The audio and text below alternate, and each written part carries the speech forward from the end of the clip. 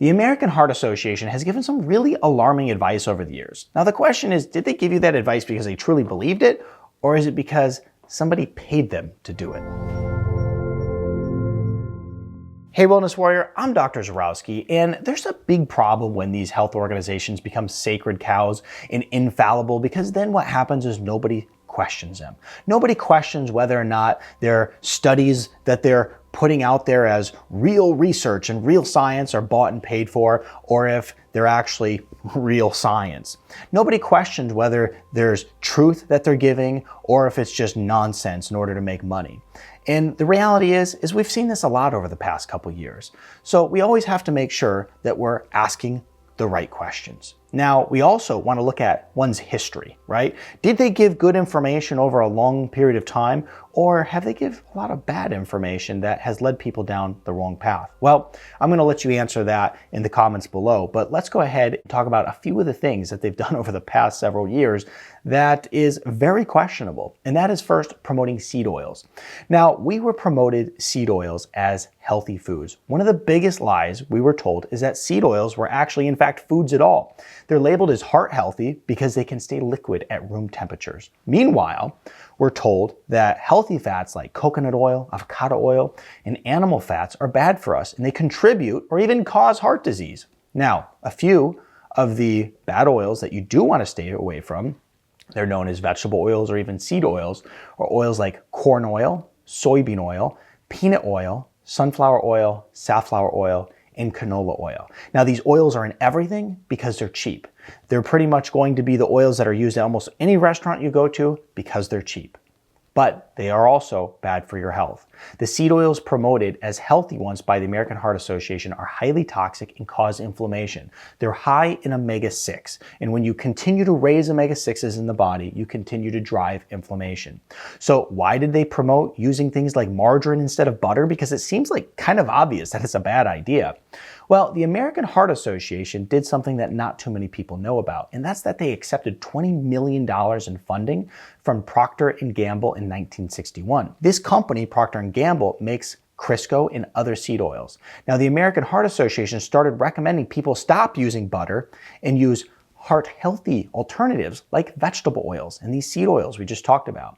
Now, this is what we call a major conflict of interest, and it was brought to you by big money and a big food corporation. How do you feel about that? Because it seems like a organization designed to give you good advice about your heart health would have protected you from that, but they didn't. Now, some oils that you should use, there's some of my favorites that we keep in our house, is going to be coconut oil and avocado oil. These are great for cooking with because they can handle higher temperatures. And then also olive oil. Now, this is one you don't cook with. But we also can use things like butter, ghee, and tallow, and a lot of animal fats because those are also very beneficial. Now, let's talk about another big lie that's being promoted today, and that's that plant-based diets are better than using animal products. Now, the American Heart Association has recommended plant-based protein rather than animal products for so many years. We've been told that red meat is unhealthy and will lead to heart disease. Now again, the organization reported that saturated fat leads to health issues. Interestingly, there's no science to prove this hypothesis. The American Heart Association even admits that meat is full of necessary nutrients and minerals like iron, zinc, and even B12. Now, a side note from this, and which really isn't a side note because it's kind of a big deal, even the National Institute of Health spent billions in research trying to prove it true that meat is dangerous. But after testing thousands of people on saturated fats, all the tests showed that they were wrong. And the data was hidden for 16 years, not made available to you, the one who really paid for it in the first place. Now, when they did uncover the data, it clearly showed that the saturated fats had no effects on cardiovascular mortality, okay? So a lot of problems here, but let's talk about another one, and that's that the American Heart Association has promoted a high-carb diet for many years. They've promoted eating a diet that's rich in grains and also carbohydrates. They utilize the food pyramid, which is a scam that many doctors have pushed on us for years. For me growing up, it was like you saw this food pyramid. It's like, man, you got to eat all these breads. This is how you stay healthy, right? Well, high carb diets have been touted as the heart healthy approach as well. And medical doctors for many years told patients to eat less meat and more grains, and even high carb cereals like Raisin Bran and Cocoa Puffs. Like, did you remember growing up and seeing all of these? And I always say, do you remember growing up? Because this stuff hasn't been part of my life for a very long time. But growing up, it was a big part of my life. And I always remember the American Heart Association logos on all the junk cereals, right? Loaded with sugar, loaded with refined carbohydrates and seed oils and all that, but heart healthy. The thing is, it's interesting, is there is no requirement for the amount of sugar allowed to be marked as heart healthy. So you can have a cereal that's just loaded to the top with sugar. It's highly inflammable, but heart healthy. Now, to their credit, the American Heart Association has published a statement admitting that low-carb diets and reducing sugar help lower your triglycerides and your risk of type 2 diabetes.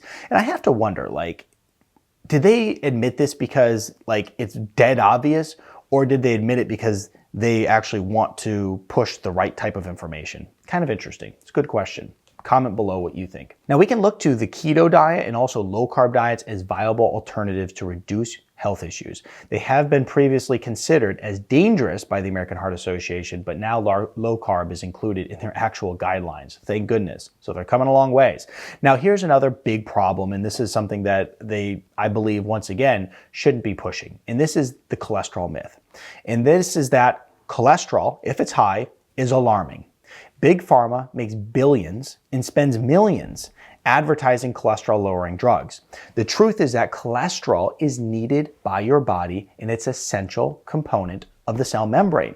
Here's the other thing that's kind of interesting, is that if you look at when Alzheimer's became a big problem in society, when was it? It was when cholesterol-lowering drugs became mainstream.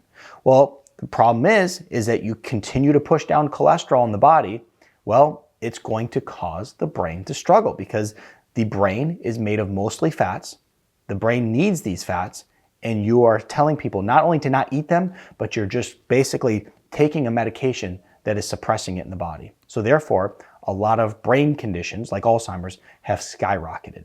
It's also important for your immune system. So cholesterol is not the bad guy. It's been made out to be in the recent years. And the real culprit of heart disease is inflammation, sugar, and stress. What we have to really be aware of is that, once again, we don't want to get into the idea that doctors, health organizations, or anybody else is infallible. We have to make sure that we are doing our due diligence and remember that your health is your responsibility. At the end of the day, it's not your insurance company, it's not your doctor, it's not the American Heart Associations. It's great when we have organizations that are doing good, and some of them do. And even the American Heart Association has done some good. But the reality is that we have to always have proper discussions so that we can identify when bad information is given. If you like this video, I think you'll like this video over here next.